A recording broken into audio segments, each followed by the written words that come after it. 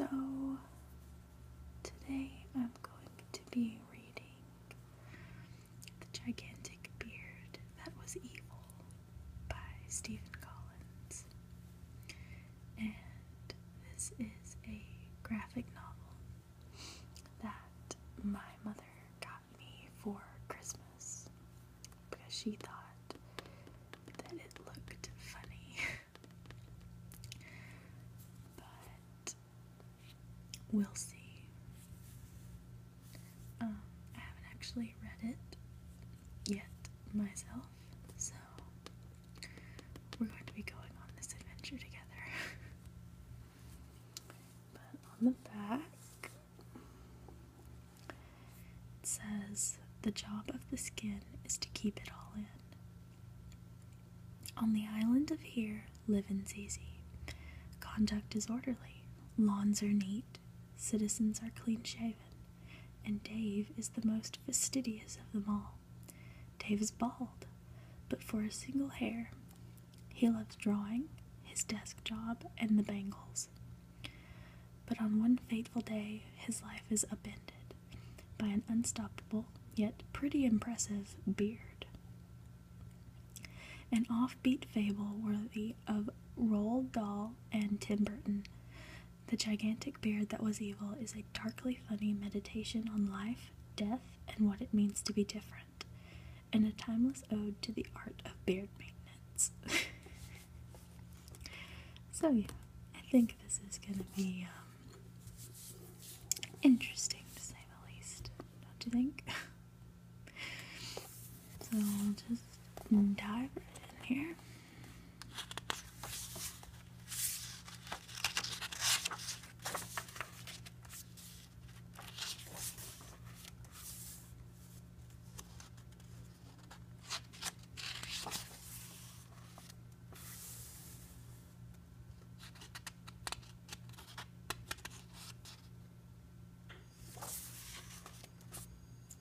Okay, so part one is called Here.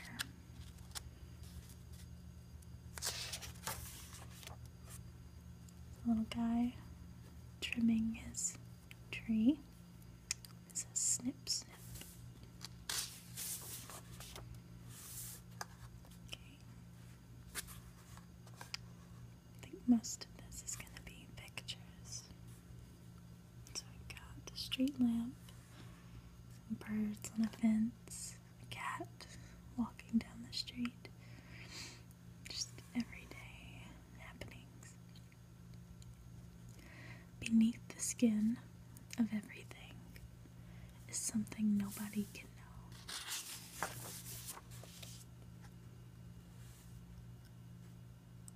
Oh, now they look like they're ripped out of paper. The job of the skin is to keep it all in and never let anything show.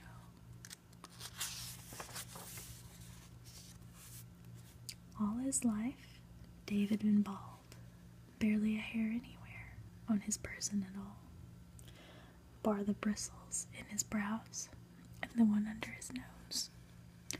But apart from those, Dave was as smooth as a bowling ball, hence the wig. So he's got just this one little hair under his nose and his eyebrows. That's it. And all his life, David liked to draw his street. He really, really, really liked drawing his street. It was just so neat, so complete. That's the word, complete.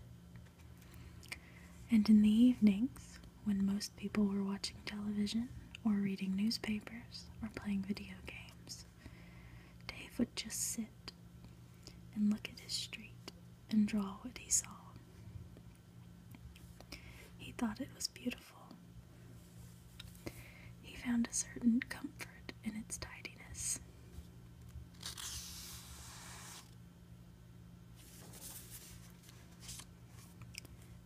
Dave's street was certainly tidy.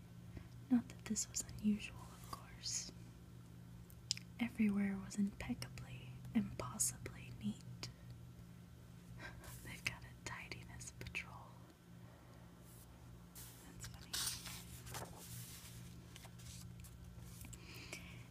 everywhere was here, and it was a very big island.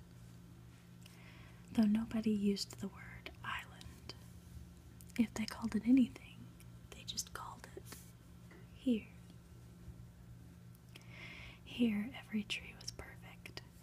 Every street was perfect. Even the very shape of here was perfect. But although Dave's street was just as perfect as every other part of here, nobody really wanted to live on it. Not even the people who lived there. Not even Dave. For as much as he loved the street in front of his house, he hated what was behind it. The sea. All around the coast of here, the houses were rock-bottom cheap and showed windowless walls to the great, dark, deep, for a very good reason. Because here, the sea was a thing to fear. The sea led to there.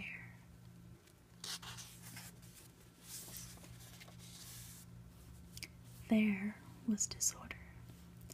There was chaos. There was evil.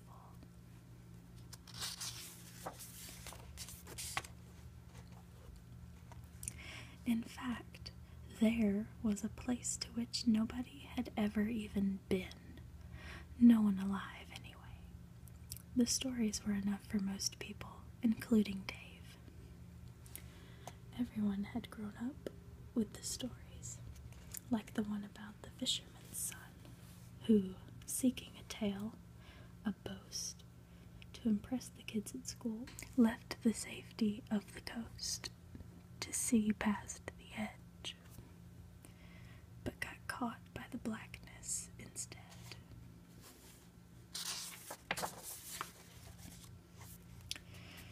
They said there took his tidiness away, swallowed his boundaries whole, mixed his right side with his left side, his insides with his outsides, his befores with his nows, with his necks, until he became a nothing.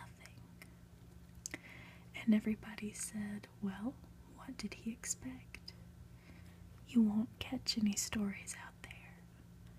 There's no tidy endings beyond the end of all tidiness. So you can see it was not strange for Dave to ignore his sea view, but instead sketch every night just the simple sight of pedestrians, postbox, a neighborhood cat or two. He felt a way of keeping a sense of order, of control. Just his pencils, his dinner, and his drawing of the street, and eternal flame by the Bengals on constant repeat. For after all, around here, at the very edge of everything, at the very end of everything, everyone needs a trick, a habit, something to block out the sound that crashes all around, something predictable and familiar, to drown all thoughts of here, something, please God, to help ward off untidy dreams.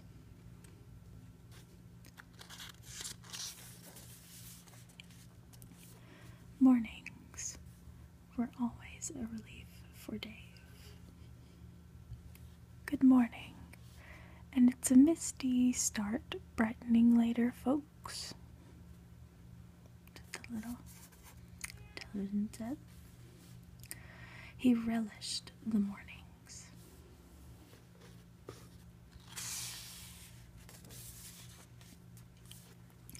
Because mornings meant work.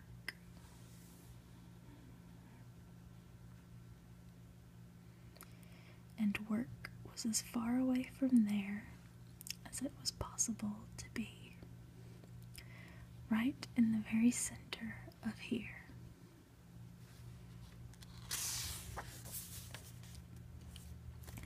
Morning, Peter. To Dave, work felt safe, calm, knowable.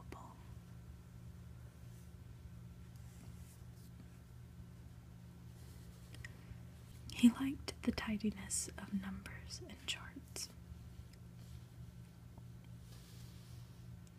and the patterns of his day,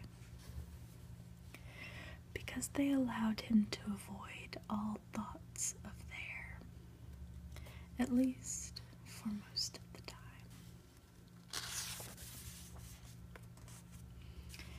It was only in the moments when he wasn't working that anxiety crept in. Sometimes, for instance, Dave would wonder what it was his company actually did. He'd wondered about this ever since he first started at A&C, back in the pre-wig days.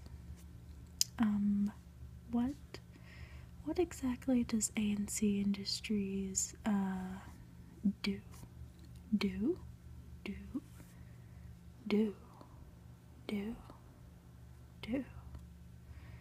Nobody really knew. It's insurance, I think. Futures. Security. I thought we made yo-yos. No, that's B&D, not A&C. Just stop asking questions, okay? So Dave didn't ask again.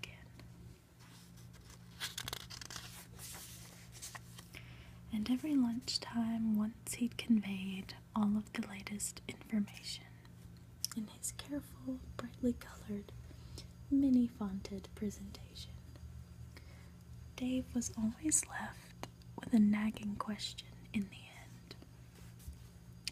Did any of what he'd just said mean anything at all? Thank you, everyone. Enjoy your lunch. And following this question, the familiar, disturbing suspicion that the real reason for all the data and the meetings, for A&C even being here, was fear.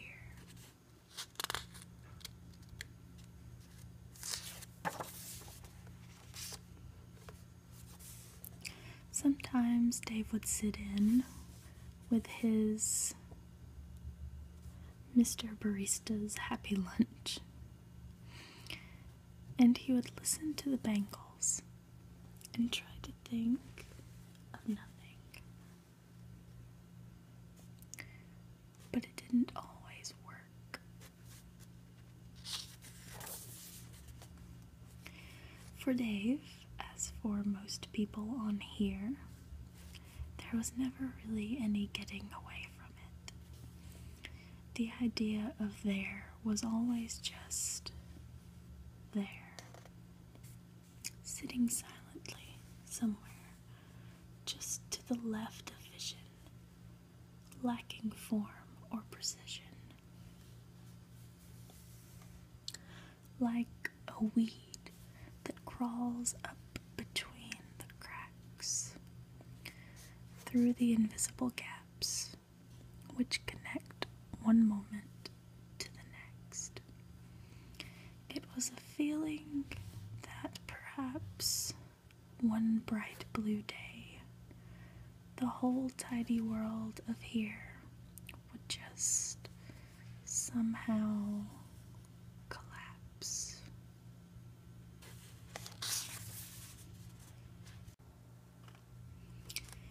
It was beneath the skin of things,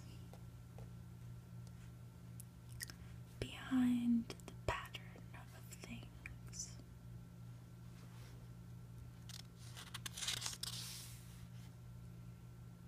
He took his wig off and put it on like a hat rack. That's hilarious.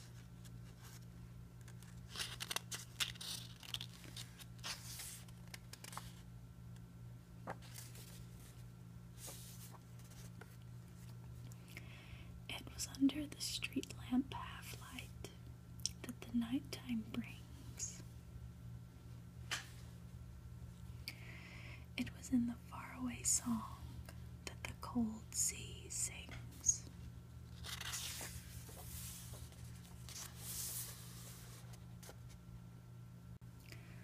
Part 2. The Hare.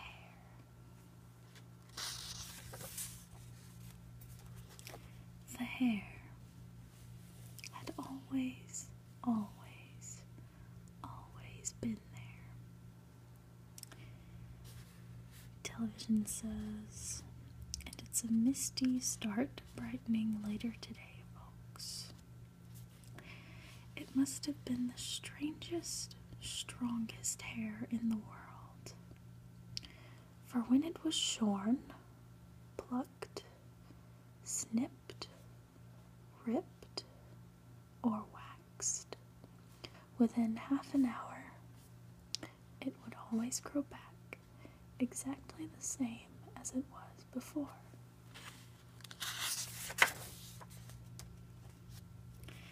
Neither thinner nor stronger, no. Shorter nor longer, no. Just the same as it was before. Remarkable. In fact, the hair, as Dave had once said to Dr. Peterson, had always just been there, you know, like there. Yes. And that morning, as Dave would later recall, there was nothing particularly unusual about the hair. Nothing unusual at all. On the morning that everything changed. Morning, Peter. He didn't notice it at first. He didn't spot that the data which greeted him that day seemed unusually random. The scatter charts in particular were more chaotic than normal. A little too scattered. For Dave, as ever, if the data was there, that was all that mattered.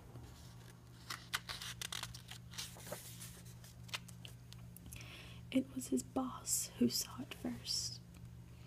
Hi, Dave. Oh, hello, Neil. Apparently Richmond wants to see you. Oh, okay, thanks. Yerp. Y-U-R-P. Yerp. Oh, hi, Paul. Dave, sir. Oh yes, Dave, of course. Sorry. Dave. Are you doing the presentation later? Yes, sir. Right. Only I was wondering if you could explain to me something about today's data. You'll probably think me terribly thick. Now where in the blazes? Now where's it gone? Ah, yes, I was wondering, could you tell me what the devil this blessed graphic means?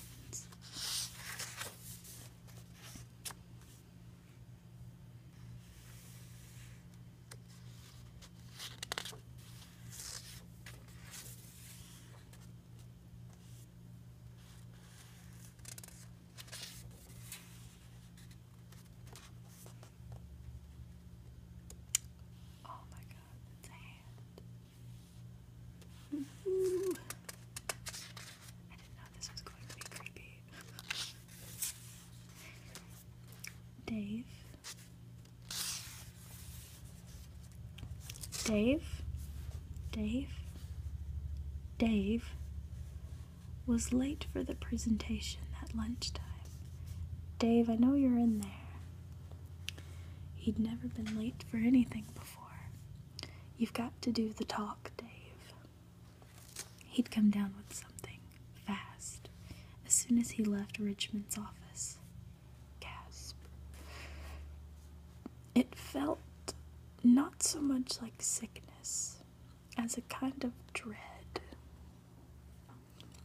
As if the chart he'd just seen had somehow got inside his head.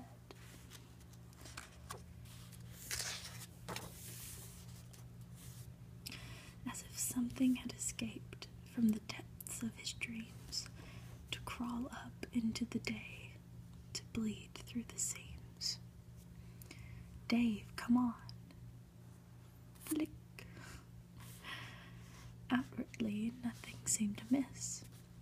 Indeed, all witnesses concur that when Dave was finally coaxed from the booth, at Blyman last, his face was perfectly, beautifully, girlishly smooth.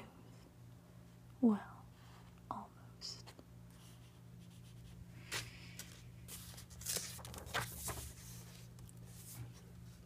And if what happened during Dave's presentation that afternoon was the sort of thing that stories are made of, hello, ladies, gentlemen, if it were possible to connect this to that, that to this, and somehow show a purpose or prove some kind of pattern to the way things move,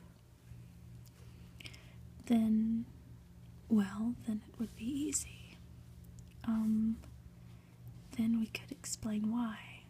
To be honest, it was at this time and at this place. I don't really know what today's performance data is. That Dave suddenly felt a roaring black fire telling us, climbing up through his face.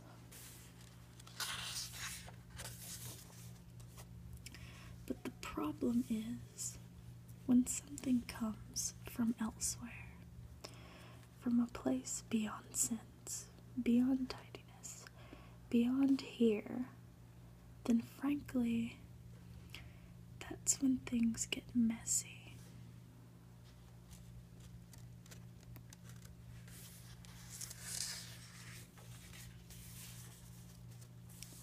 What the hell is that? He's got something coming out of his, I guess it's gonna say face. Oh my god. What's happening? People screaming. Security, get him outside. And it would have been nice, looking back, to have carried on thinking that such things couldn't happen here. That, please God, surely, things without cause can't just climb up through our pores.